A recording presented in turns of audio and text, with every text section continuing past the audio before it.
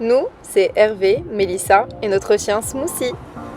Nous sommes passionnés de voyage et de trail que nous pratiquons aux 4 coins du monde.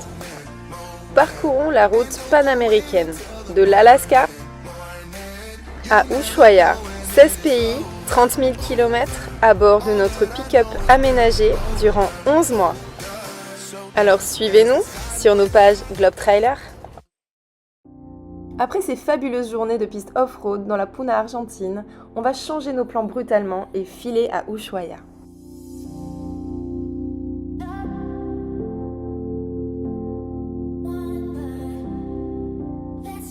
Avant cela, on s'arrête voir la jolie Duna Mágica de Sauril. Smoothie s'éclate comme un fou.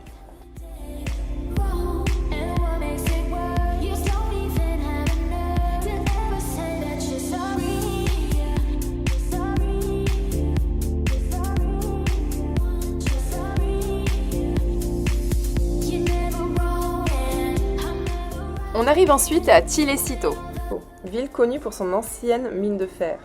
Le minerai était extrait à 4600 mètres d'altitude. Il était acheminé à la ville, 34 km plus loin, et avec 3600 mètres de dénivelé, grâce à des godets suspendus à un câble. Dans le même secteur, on remonte un canyon et on arrive à la Quebrada del Agua Negra. C'est impressionnant, c'est la première fois que je vois ça. Il s'agit de la confluence entre un ruisseau d'une couleur jaune surprenante chargé de dioxyde de fer et un autre ruisseau de couleur claire. La rencontre des deux ne provoque pas de mélange comme on peut voir.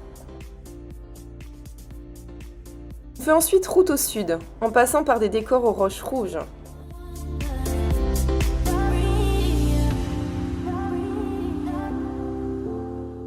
On admire des perroquets tout verts au milieu de nulle part.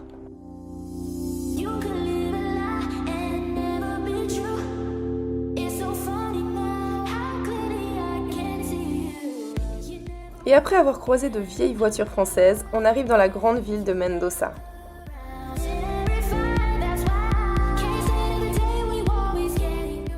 On fait une visite du joli centre-ville et rejoignons Ambrine et Damien, qui voyagent quasiment sur la même route que nous, mais eux ont beaucoup plus de temps que nous. Le lendemain, footing dans un parc de la ville.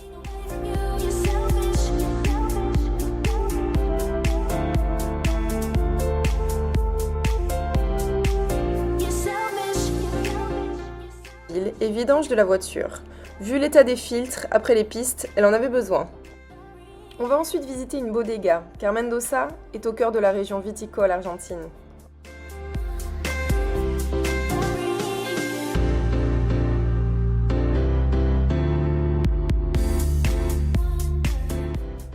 On y produit de très bons vins, notamment du Malbec, du Merlot, du Sauvignon ou du Chardonnay blanc.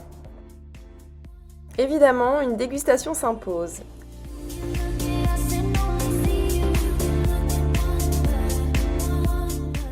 Et on est rejoint par Ambrine et Damien pour un bon repas. On est ensuite invité chez Paolo et sa femme, des amis de nos amis argentins de Bacalar, Daniela et Pancho. Un bon moment de convivialité à goûter au fameux maté. L'hospitalité et la générosité argentine sont exceptionnelles. On emprunte ensuite le canyon del Atuel, au sud de San Rafael.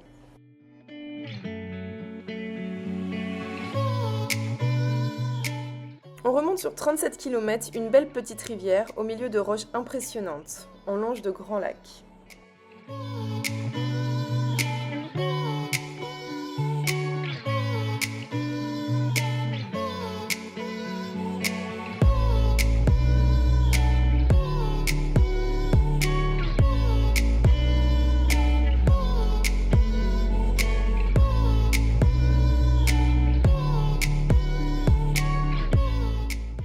On admire 2 superbes condors à l'envergure énorme.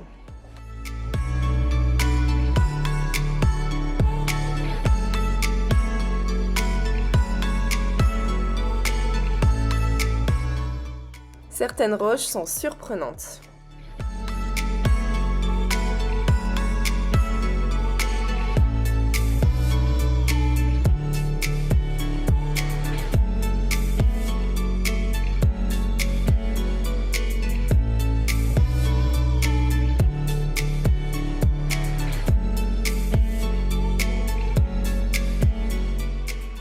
aboutit au lac d'El Niouil avec ses flamants roses.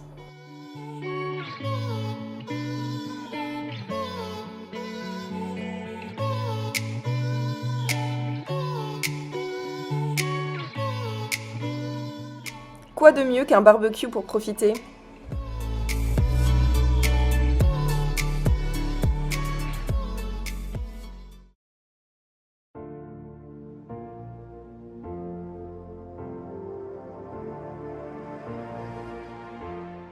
Le soir, arrivant à Malargüe, on apprend que l'accès à la Terre de Feu, et donc à Ushuaia, va être restreint à partir du 1er mai.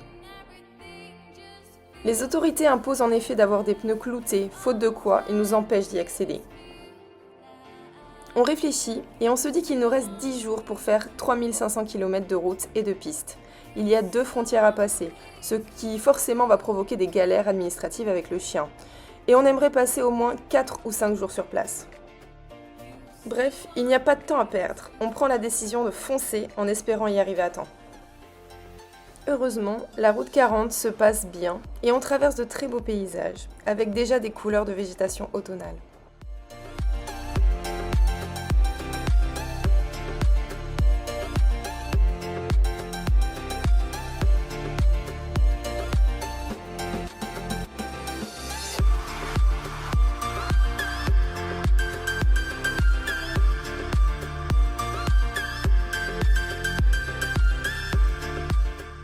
On passera en coup de vent à Bariloche, qui se situe au nord des parcs de la Patagonie. On espère y revenir plus tard pour les visiter. On enchaîne les longues journées de route, allant même jusqu'à 900 km du lever au coucher du soleil.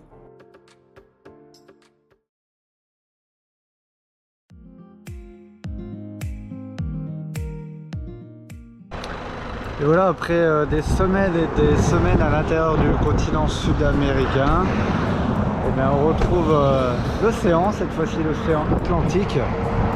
La dernière fois qu'on avait vu la mer, c'était à côté de Nazca, au Pérou. Et là, ça fait du bien de la revoir. L'Atlantique, l'autre côté maintenant. Voilà, donc maintenant il nous reste à peu près 1300 km direction Ushuaia.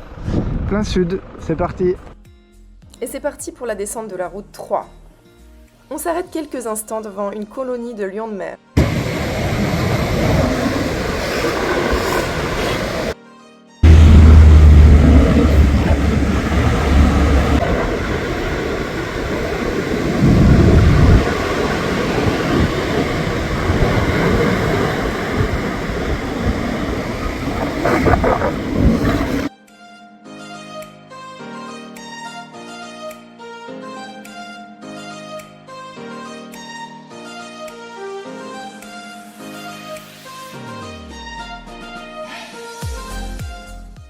On tombe sur des amis allemands, Marie et Jacob, qui avaient expédié leur van combi du Panama en Colombie dans un container voisin du nôtre.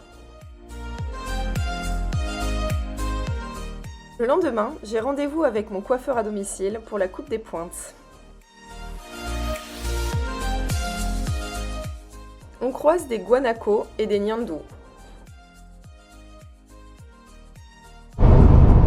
Et voilà, après 3 jours et demi de route intense avec des journées de 700, 800, même 900 km, on arrive bientôt donc à la frontière entre l'Argentine et le Chili pour ensuite revenir en Argentine en terre de feu et aller enfin à Ushuaia.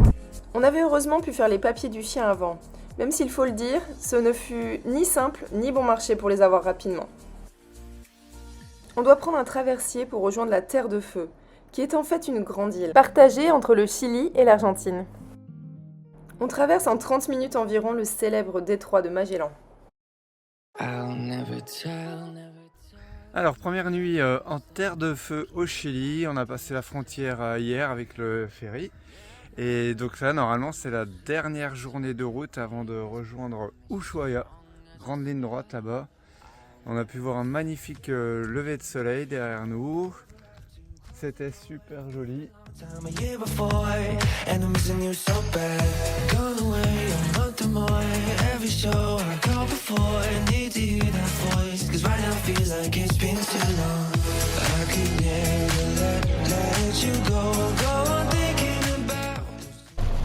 Non.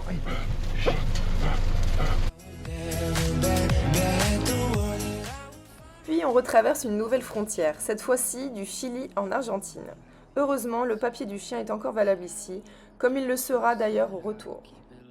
On sent que les îles Malouines sont un sujet très brûlant, après la guerre qui a opposé en 1982 l'Argentine à l'Angleterre, cette dernière l'ayant gagnée après 2 mois de conflit et presque 1000 morts. Ushuaia approche. On traverse des forêts aux couleurs marron et grises, balayées par de très forts vents à certaines périodes de l'année. Et au détour d'un virage, au bout de la vallée, on arrive enfin à notre Graal. Et ben je crois que ça y est, hein, on est arrivé. Nous y sommes. On est à Ushuaia, voilà l'entrée de la ville là-bas, on voit, entre les piliers. Super, donc là on arrive à 51 500 km. Et voilà, on y est. Ouais. Un grand moment d'émotion après avoir traversé 16 pays, 51 500 km, pas mal de galères administratives, subi une grave morsure pour moi en Colombie. 9 mois depuis Halifax. On est parti le 20 juillet 2023 et on arrive ici le 24 avril 2024. C'est à la fois long et court, mais quelle satisfaction! Tout ne fut pas un long fleuve tranquille, mais quand on regarde en arrière, c'est incroyable tous les souvenirs que nous garderons gravés à vie tous les trois, avec notre smoothie guyanais voyageur.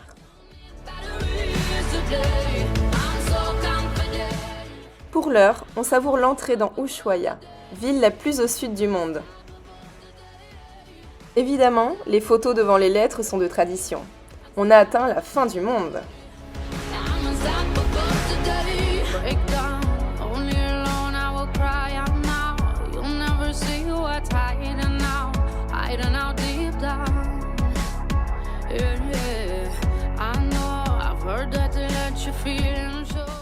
Puis, un petit tour dans le centre-ville s'impose.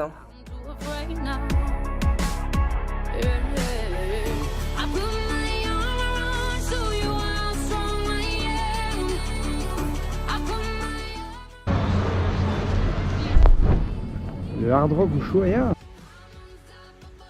Le Hard Rock le plus loin au monde.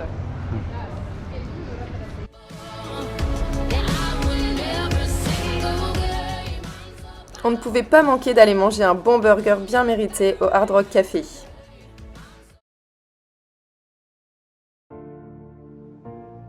Notre périple ne pouvait pas s'arrêter dans la ville d'Ushuaia, en sachant qu'il existe une piste permettant de descendre encore plus au sud.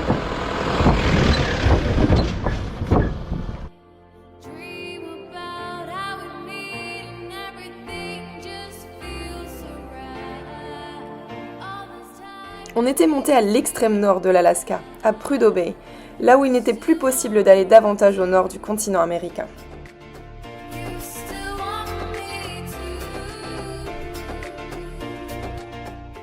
On emprunte donc la piste J, qui longe sur une 60aine de kilomètres le détroit de Beagle. On traverse de nombreux petits ponts dans des paysages de fin du monde. Un petit phare là au niveau du canal de Beagle. Les XTG sont déjà venus et nous aussi. Et donc on va continuer là-bas la route, plutôt la piste, pour aller au point le plus au sud du continent américain, accessible par voiture. Allez, c'est parti.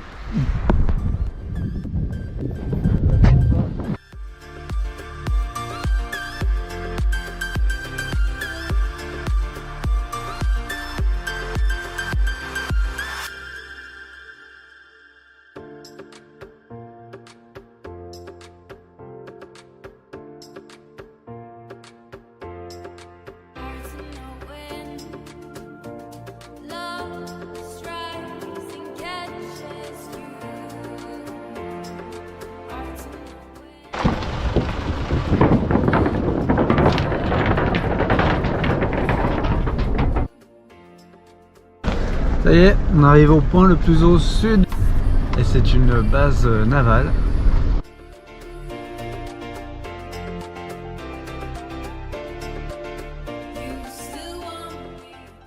En regardant l'application de voyageurs iOverlander, on découvre qu'il y a un petit sentier qui descend encore plus au sud. Alors c'est parti sur la péninsule de Mitre, pour sûrement le trail, un des trails les plus au sud qui soit sur la planète. On est tout en bas d'Ushuaia, encore plus bas que la ville d'Ushuaia, à moins 55 degrés de latitude sud. Et du coup on va essayer d'aller voir un petit phare.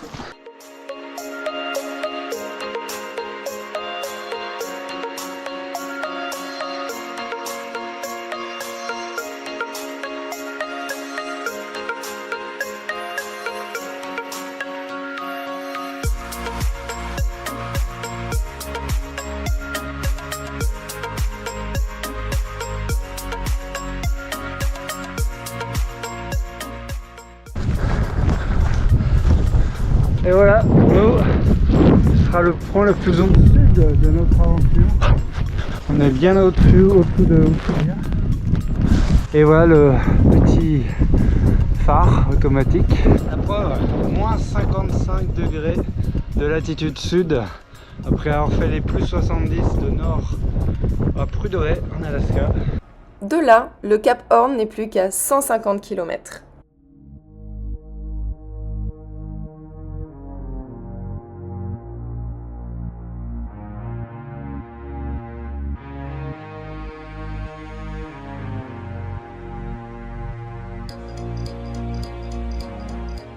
Sur le retour, les couleurs sont encore plus belles avec le soleil.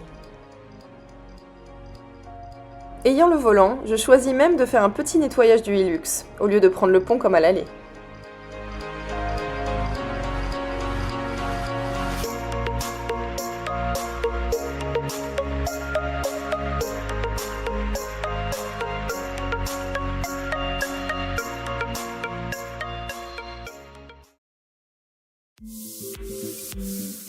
Il est temps d'aller faire un peu les boutiques. Et manger un alfajor, la spécialité locale au chocolat et dulce de leche.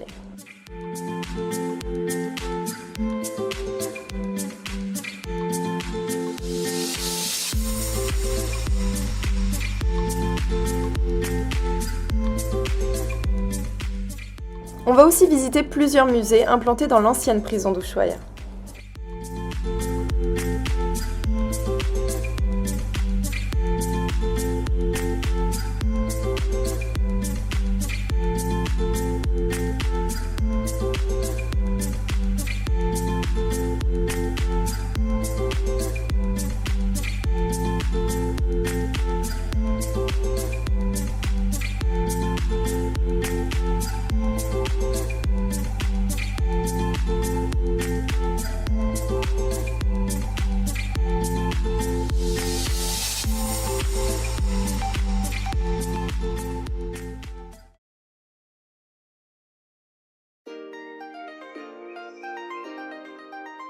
Le lendemain, la neige est tombée sur les sommets.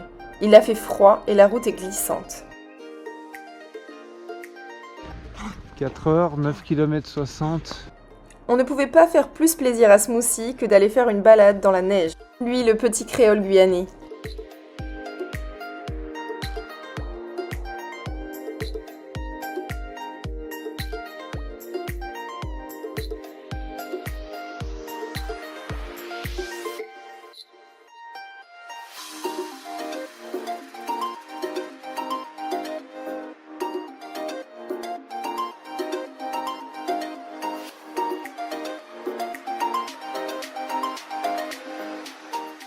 Même s'il n'y a pas beaucoup de soleil le matin, les couleurs sont très jolies.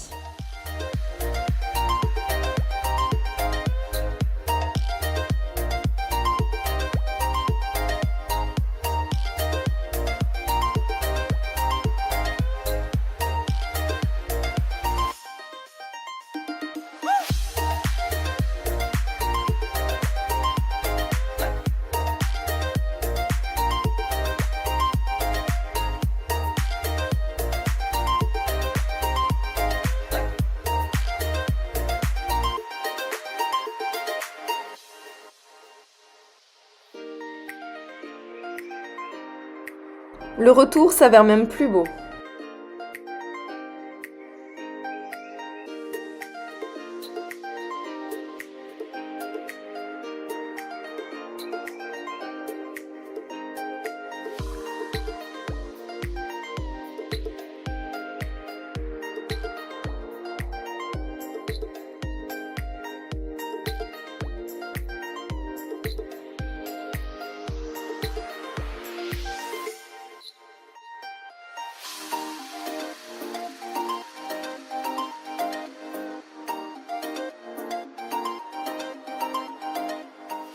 En fin d'après-midi, on va au bout de la route 3 et donc au bout de la route panaméricaine officielle. Nous voilà au bout de la route 3, au bout de la route panaméricaine officielle. Prud'hoe Bay.